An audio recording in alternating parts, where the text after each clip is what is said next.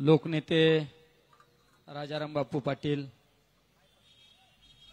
यांच्याबद्दल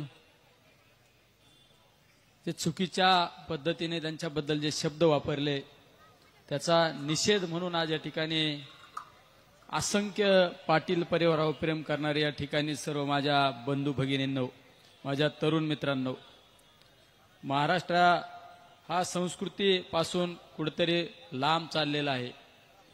आज या ठिकाणी प्रत्येकाच्या भाषणामध्ये एक उद्रेक होता। ज्यावेळेस मोर्चाला सुरुवात झाली त्यावेळेस सुद्धा प्रत्येकामध्ये एक उद्रेक होता की एवढ्या सुसंस्कृत नेत्याबद्दल, ज्यांनी ही पिढी घडवली, ज्यांनी समाज घडवला, त्या नेत्याबद्दल एक कुणीतरी लुंगासुंगा येऊन आपल्या नेत्याबद्दल बोलतो म्हणून ही निषेधाला एवढी असंख्य गर्दी या ठिकाणी जमा आहे।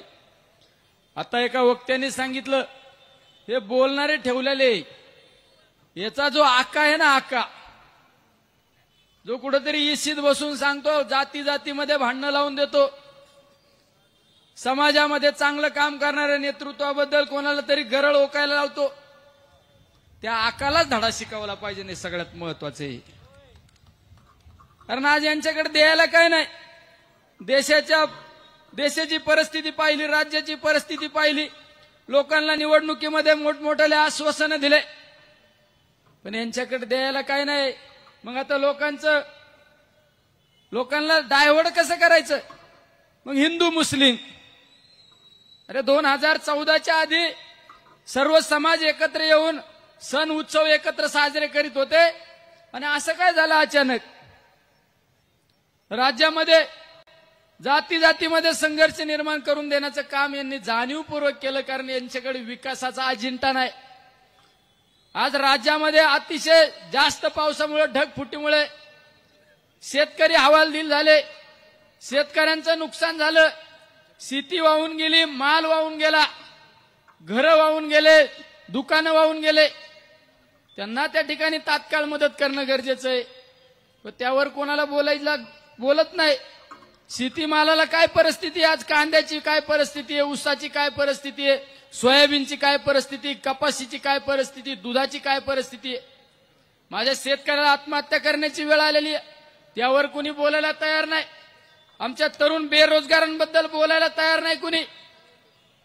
फक्त समाजामध्ये संघर्ष निर्माण करायचा, समाजामध्ये काही असे वाचाळवीर तयार करून ठेवले त्यांनी, गावागावात जायचं आणि काहीतरी गलिच्छ पद्धतीने बोलायचं आणि लोकांचं लक्ष डायव्हर्ट करायचं।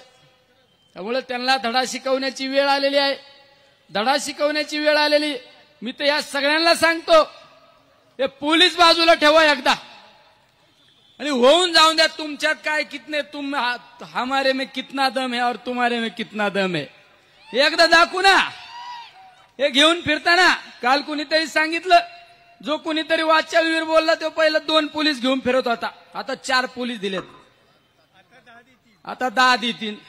तुमच्यात दम आहे ना, तर एकदा या ना, एकदा या रणांगणात, एकदा तुम्ही राहू नाही तर आम्ही राहू, पण असे बालिश धंदे बंद करा ना, बालिशपणा बंद करा। आणि सांगितलं जातं, मीडियावर सांगितलं जातं आम्ही समज देऊ, अरे तू जरा दम देऊन सांगितलं, ताकद आहे का कोणाची?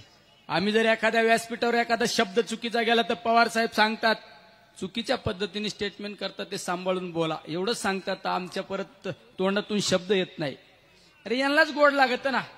आपल्या मराठी संस्कृतीत सांगितलं जातं, जो दुसऱ्यासाठी खड्डा खांदतो ना त्याला एक दिवस त्याच खड्ड्यात जावं लागतं। याला आहे ना, जो आका बसलेला आहे ना, त्याला त्या खड्ड्यात जावं लागतं। अनाजी पंत सगळा संघर्ष निर्माण करून दिला, सगळ्यांना बरोबर घ्यायची। एक दिवस हे सगळेच आहे ना तुझ्या वार केल्याशिवाय राहणार नाही, हे सुद्धा तू लक्षात ठेव। सगळ्यात सांगतो महत्वाचा, हे मोरक्या आहे ना, मोरक्या।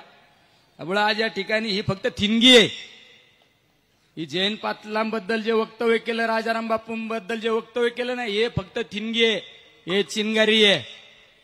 त्याला आग लागल्याशिवाय राहणार नाही, हे लक्षात ठेव। तू बसलेला असं नाही तिकडे येशीच्या माग पुढे लाल दिव्याच्या गाडी घेऊन फिरणाऱ्यांना सांगतो मी, हे फक्त थिनगी आहे, त्याला आग लागल्याशिवाय राहणार नाही। कारण या भूमीने, या सांगलीकरांनी, या सातारेकरांनी, या कोल्हापूरकरांनी राज्याला दिशा दिलेली, यशवंतराव चव्हाण, वसंतदादा पाटील यांनी राज्याला दिशा दिलेली, आणि त्यांच्याच पावलावर पाऊल ठेवून समर्थपणे या राज्याचं देशाचं राजकारण केलं, संस्कृतपणे सुसंस्कृतपणे केलं असेल ते आदरणीय पवार साहेबांनी, आदरणीय पवार साहेबांच्या नेतृत्वाखाली आपण सगळेजण काम करतो.